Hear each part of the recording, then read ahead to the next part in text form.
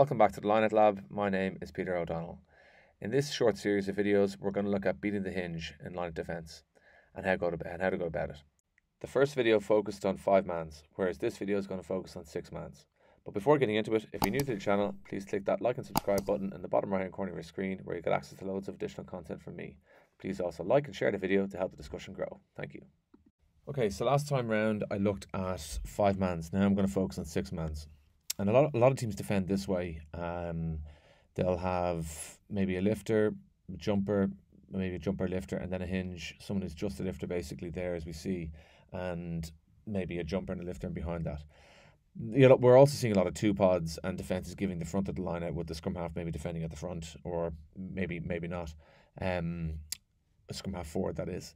So we're seeing a lot of variation, which is interesting, I find, at the moment. But if we see some sort of hinge system, it tends to be something like this. And what teams will try and do is they'll try and exploit that by attacking the hinge space, as we see here in the white team. Greens are going to look to defend that space, but they have a setup of a 1-3-2 essentially, and they are able to get up and get into that space and win the ball and put the attack under pressure. So nice read there from a defensive perspective. We also see defenses adding in, or the attacks adding in +1s to try and attack the same space, which doesn't always work against a good attack or against a good defense. They'll see that and make the read and be able to put them under pressure, whether it's at the back or whether it's at the middle back. So it's not as straightforward as it sounds. It's not as easy as it sounds. As I say, most teams are trying to attack this man here, attack that space, and try and win the ball here or even further back if they can do so. And we're also even seeing throws over the top long off 6s and 7s as well as options. So what teams try and do is they try and manipulate this hinge defender, that 4th man in the line, so to speak, to maybe bite forward or bite back, and then try and win the ball in that space, which, you know, is, as I say, is easier said than done, but if done well, can be very effective.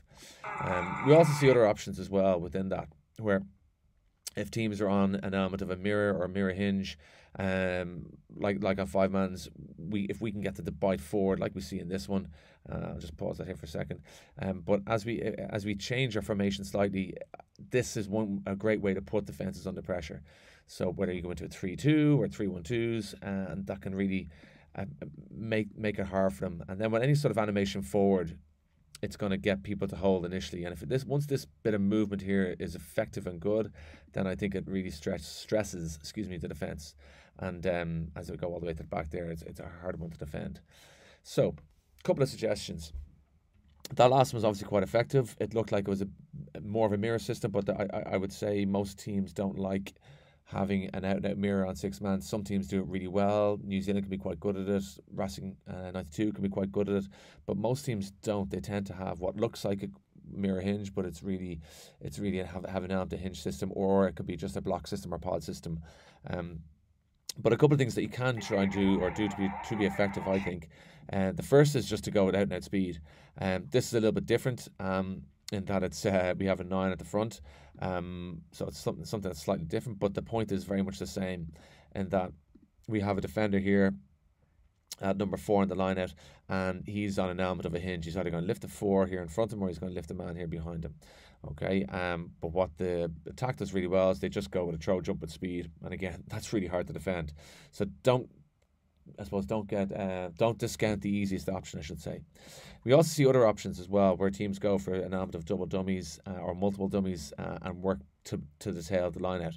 And these tend to be quite effective. Once you're drawn forward, it can be very difficult to get back, as we see here. So we see New Zealand here. They're trying to compress the space both here and in the middle of the line out also. So both the gap and in the middle. So we have a bit of animation forward, which just gets them to bite. There's your hinge lifter here, who's following a little bit. He can probably, what I find with a lot of teams is he can actually stay where he is. Once there's movement forward, I actually think, or a tip for me anyways, when I'm coaching defence, is that he probably doesn't need to move. Now, unless you want to bring your +1 in and lift, which it looks like they might use here with the hooker to come in on front lift, then that's a little bit different. But if you want to get him to maybe hold, I think he can do so a bit longer. And then the other thing to bear in mind, if just talking from a defensive tip, is If these three guys go forward, then this man has to come more forward to defend this space here, but can he get to the back? And how good of a defender are you to do that? So that's just another thing to bear in mind. But nonetheless, that's what it looks like New Zealand are looking to do. And that extra dummy, once that last jumper in the line is brought forward, it's very hard for him to get back. So it's well executed there by the Italians. Now going back to using maybe our plus ones. So with our plus ones, what can be good is once we get the shoulders to hit, once we get the shoulders of this man here to commit and turn to the front, then it's very, very difficult for him to get to the back. So we see a nice little slip, and as they come forward here, it leaves that man at the back, and the plus one can come in and they win an easy ball at the back. So now we look at defensive trends. A lot of teams do this at the moment, where they'll double pod or have some sort of block system, and they're happy to give the front of the line out, and then they'll use their hooker to come into this gap here and join the defensive line. So that's what a lot of teams are doing. They're happy to give you the front of the line out and then I suppose force you to the front and then put you under pressure after that, and that's fine. So I think it's quite useful to dictate the scenario and dictate the formation and the setups. So with that in mind, I think going for options like this, where you maybe change or force their hand to just take an easy throw at the front, and win that, and it may be that you win the ball easy enough at the front, but within that you can control things, whether you decide to do wrap plays or maul it or front peels or whatever it is. I think most teams will eventually, they'll probably start marking you, but within that, how are they going to mark you? Are they going to go to a pod system like we see here, or are they going to do something else? But the point is that you're changing how they do things. I think that's probably one of the biggest things that I would bear in mind. Then we also can think about our 7-mans. So this is the video is largely focused on 6-mans, but we can apply some of the same principle here to 7-mans. Okay, and we notice how what Connacht do really well here, the green team do well, is once you have one of those chains or shifts, then we can kind of get into the space in behind, which I think is really good. So we see the way the white team are defending: lifter, jumper, lifter, probably front lifter, jumper or back lifter, and then a hinge here.